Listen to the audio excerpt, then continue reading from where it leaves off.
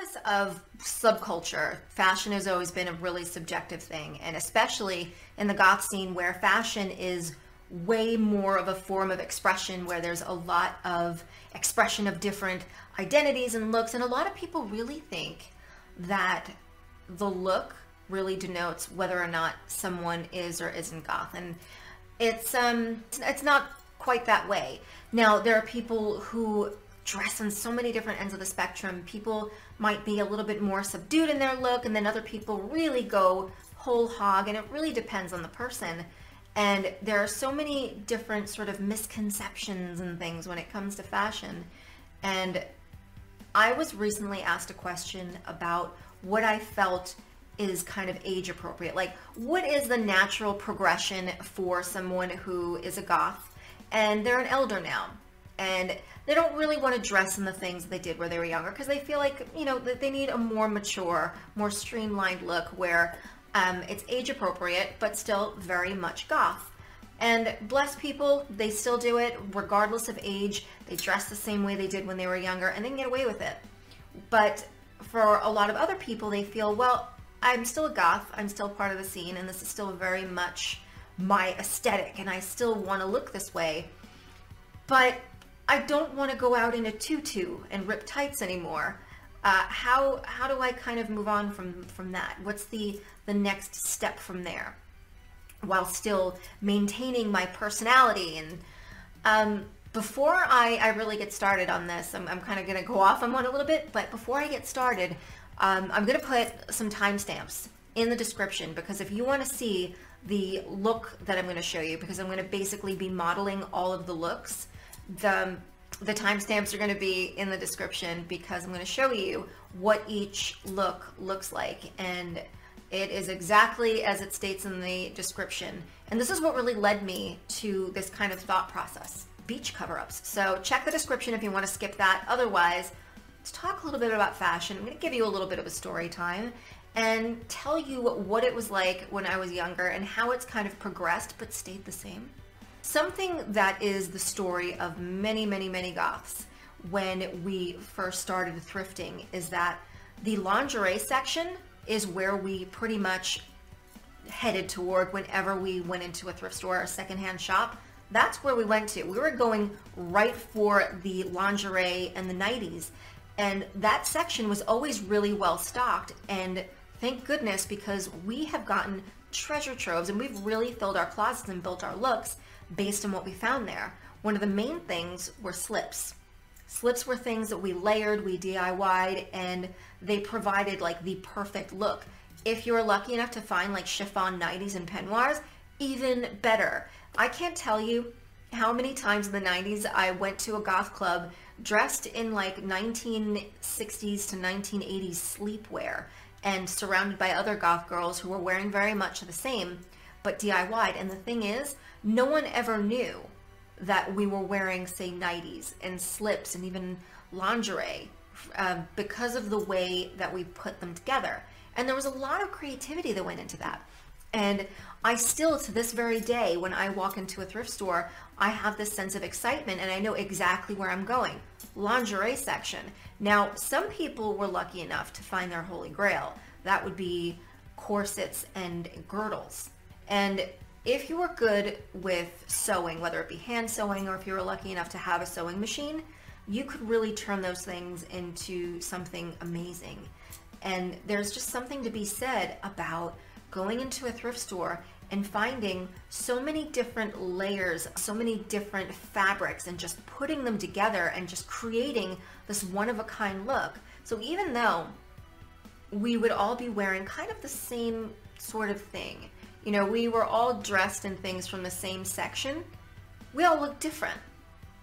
And the individuality yet distinct differences that existed between us and the uniqueness of it, I loved that.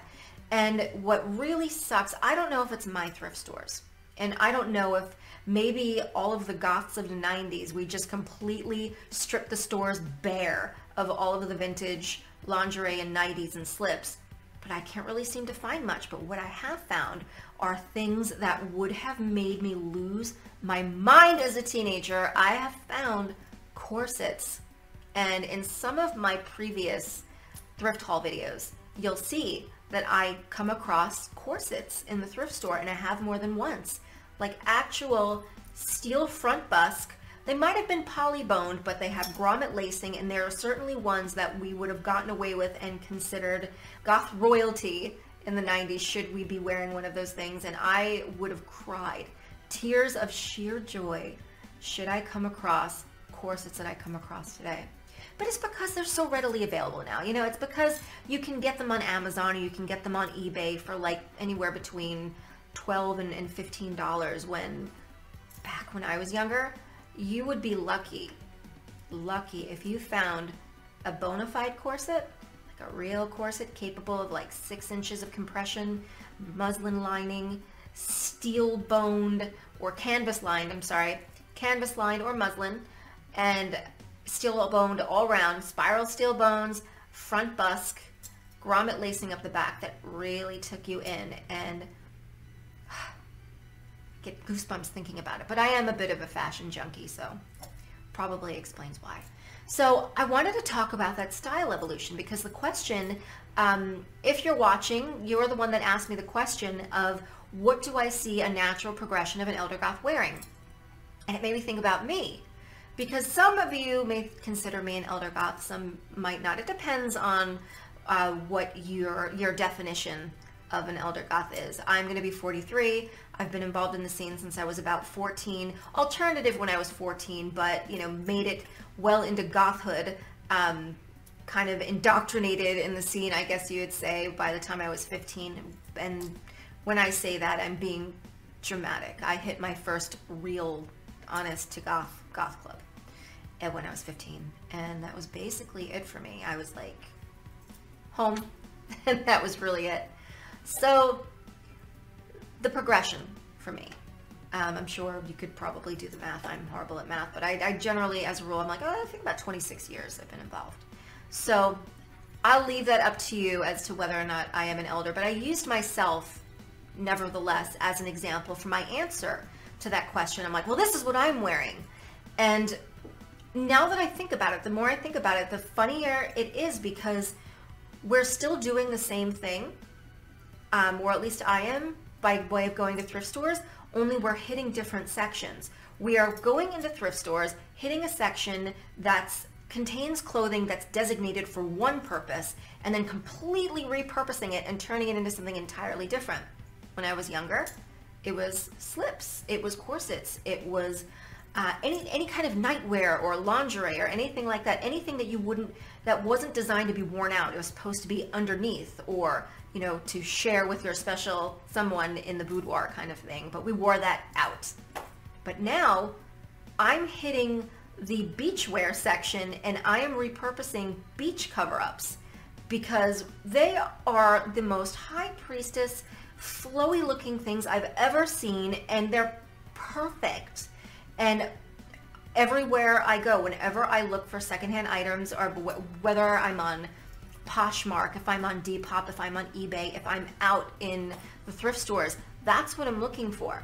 I'm looking for beach cover-ups, because as I got older, I always was into very form-fitting clothes, and that really was the look associated with goth. We always tended to wear kind of, and now I should probably specify it was the 90s, because in the 80s it was a little bit different. There was a lot of more avant-garde looks. You had your asymmetrical cuts, a little bit baggy, and it was more structural than anything else, and very much DIY focused, and it wasn't so form-fitting.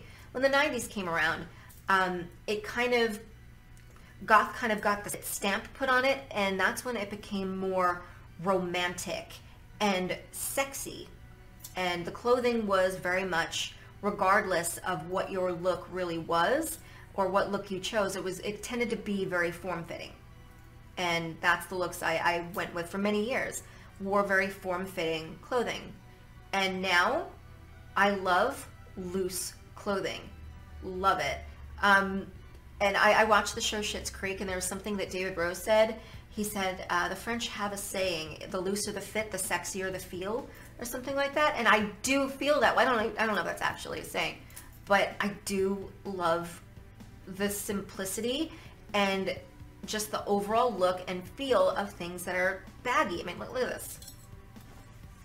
What do I got going on here? But I love it. And all of the dresses that I tend to wear, if you look at beach cover-ups, they totally fill that kind of, they scratch that itch for me. The look tends to be, for me, I don't know if you noticed, I'm kind of like this a lot, like off the shoulder. Oh, I layer bras, by the way. That's what happens when you're boob-tacular. But off the shoulder is where I tend to like things to go. I like things that are kind of drapey and long, off the shoulder, loose fitting. Love a v-neck, big fan of a v-neck, and beach cover-ups are definitely the perfect sort of go-to for that, because even the fabrics that they use, because the fabrics are definitely reminiscent of the things we used to look for in the 90s anyway. Chiffon, lace, any kind of semi-transparent or transparent material, or something very flowy. It has to have a very flowy look.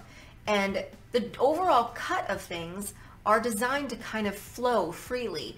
And I noticed that it's kind of a natural progression for young goth into sort of elder, and there's a comfort to it. The older I get, the more obsessed I am with things that are comfortable. When I walk in the front door of my apartment, the first thing I do is I explode out of my clothes so fast. Before anyone can even take their shoes off and put their keys down, I'm in my pajamas.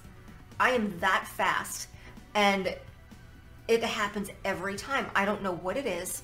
I don't know what happens. No matter what I'm wearing, I could be fine wearing it when I'm outside those doors. But something happens. There's a threshold that I cross when I walk in that door where suddenly the clothes that I'm wearing feel 3 sizes too small and like they're made out of kiwi skins, and they must leave my body immediately.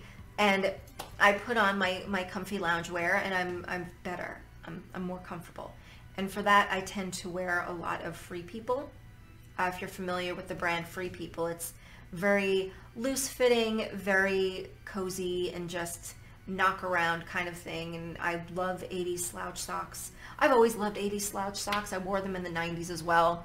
I don't know if you remember layering slouch socks, where you would color coordinate the socks with the look, and you would wear 2 pairs of slouch socks. And I remember I did this.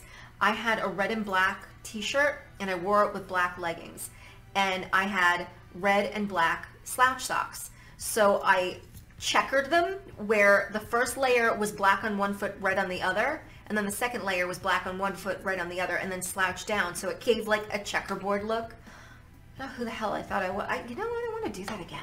So this little ramble, I'm trying to think where this is all going, but it really got me thinking. That question, it just got me thinking more and more, and it made me laugh, because we're doing the same thing but just hitting the different part of the thrift store. And I went through my closet because I'm like, you know what, I want to demonstrate how this looks, because often I've been complimented on certain things that I was wearing at the time, and I kind of have a little bit of a giggle to myself because I know what the stock image looks like. You know, it's just like a normal mom on a beach with her straw beach hat and maybe tropical drink, and it's no way styled in the way that I've styled it, and it looks entirely different.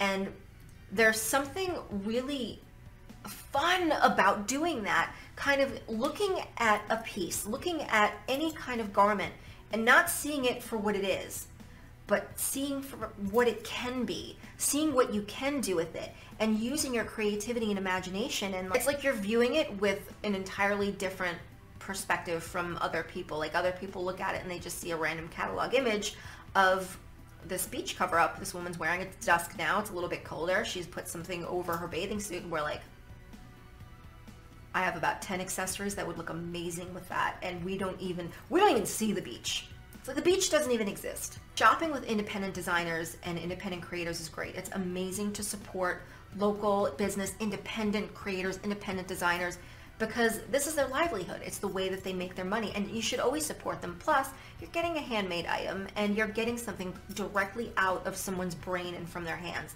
and that's awesome.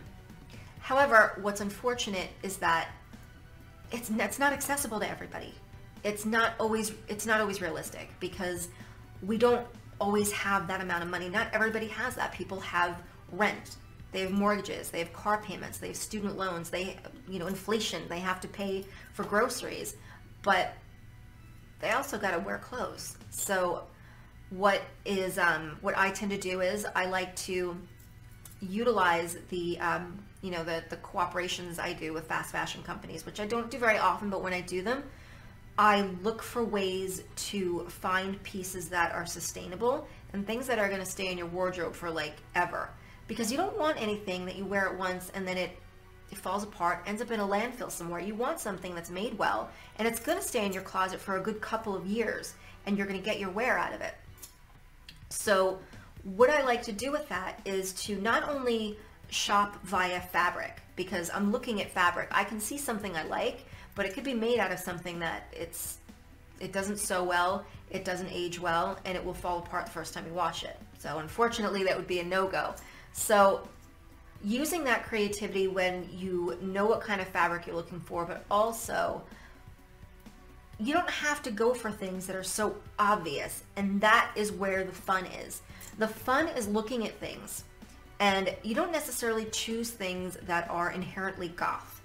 You look at things that are black, but they have potential.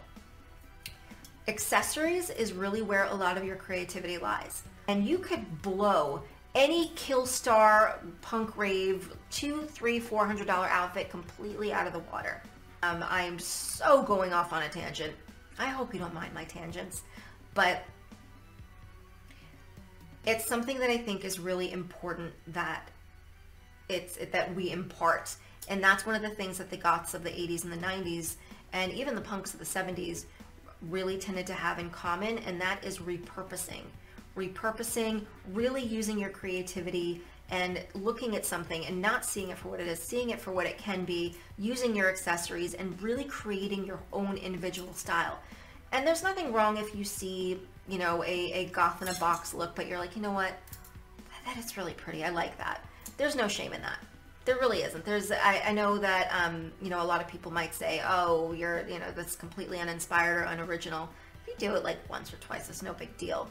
But I think that it's important for even character building if you kind of use that creativity. You use your vision. Learn to build that vision. Flex it, just work it like a muscle. And soon, outfits will be popping into your head. And I don't know if that's everybody. It's always just kind of been that way for me, because I've always been very much fashion oriented. I've always been into fashion. And ever since I was a little kid, my grandparents, they lived right by something called OTB. It was the Aqueduct Racetrack in, it's like border of Queens and like Floral Park area, but that's where my grandparents lived, and I lived there as well, not far from them. And my grandparents used to babysit me a lot, but they had those OTB. It's where you go to like bet on horses. It was the forms that you use, but on the other side was plain white paper. The other side was where you put in the betting information, but they had boxes of them. I think they might have had like a problem. Anyway, they'd give me these boxes of paper, and I could just sit and draw. And from a little kid, I would just design stacks and stacks of different outfits. And I wish I still had them to this day. I wish they kept them. But that's how they kept me occupied, because otherwise I'd be trashing the place. But you give me paper and a pencil and I'm good for hours. But I would design clothing, and that's where I kind of developed my love.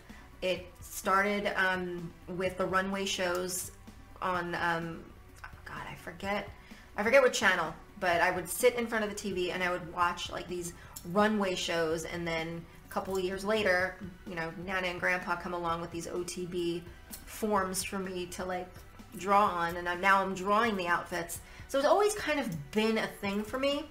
So it's something that I'm good at. It's ironic too, because I'm always the first one to say that goth is not a fashion movement. Goth is a music-based subculture. No matter what you wear, it doesn't change where you are, so long as you listen to the music. It's not about the fashion, but I love fashion so much.